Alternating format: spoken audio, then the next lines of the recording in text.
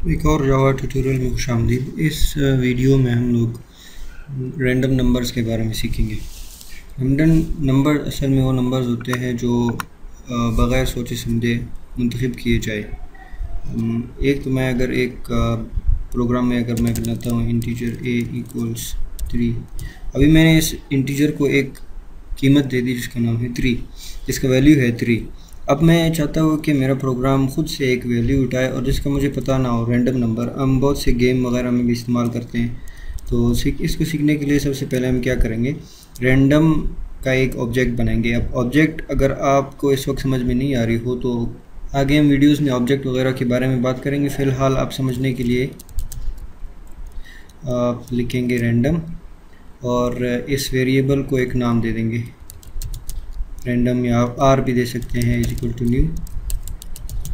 अब ये क्या कर रहा है, ये लाइन एक रैंडम का एक ऑब्जेक्ट बना रहा है। जैसे हम इंटीजर के लिए वेरिएबल पहले इंटीजर डेटा टाइप लिखते हैं और उसके बाद ए लिखते हैं, लेकिन यहाँ पर मैं इंटीजर की बजाय रैंडम लिख रहा हूँ और उसको एक नाम दे रहा हूँ न्यू और इक्वल्स न्यू रैंडम।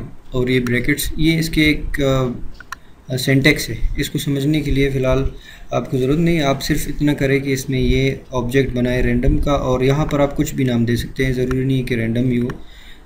और इसके बाद आप ये लिख सकते हैं। अभी मुझे एक एरर शो कर रहा है, इसमें कहता है कैन नॉट फाइंड सिंबल। अब क्या करेंगे, इसको इंपोर्ट करेंगे रैंडम को, और इसको इंपोर्ट करने का तरीका Ctrl+Shift+I, और इसने हमारे लिए इंपोर्ट कर लिया java.util.random का। तो Ctrl+Shift+I के ज़रिए हमने इसको इंपोर्ट किया। अब मैं क्या लिखता हूँ, मैं लिखता हूँ a इक्वल्स रैंडम डॉट। अब बिल्कुल वही तरीका है जो हम स्कैनर के लिए इस्तेमाल करते थे और किसी इंटीजर वगैरह का वैल्यू यूज़र से लेते थे। अब ये क्या करेगा, इस रैंडम से एक वैल्यू लेगा। मैं लिखता हूँ नेक्स्ट इंट, और अगले स्टेप में हम इस वैल्यू को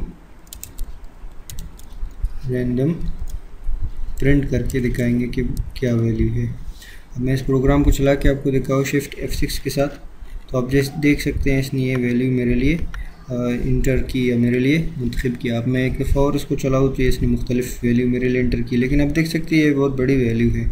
तो अगर आप चाहते हैं कि आप लिमिट करें, आप मखसूस एक ख़ास पोर्शन तक, एक हद तक आप कोई रैंडम नंबर जनरेट करते रहे, बनाते रहे, तो उसके लिए आप क्या करेंगे, नेक्स्ट इंट में एक पैरामीटर देंगे 10 वैल्यू देंगे। अब ये 10 से छोटे रैंडम नंबर्स ही मेरे लिए बनाता जाएगा। अब मैं इसको एक दो दफ़ा चला कर भी आपको दिखाऊँ।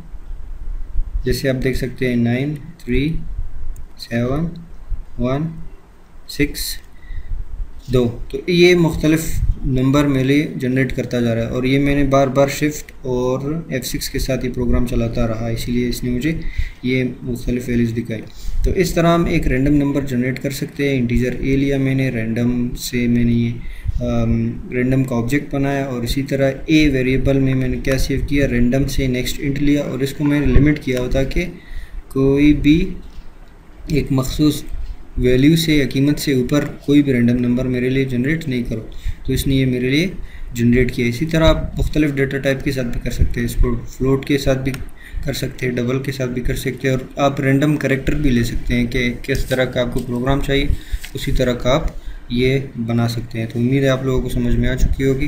मेरी आपसे मुलाकात होगी नेक्स्ट वीडियो में।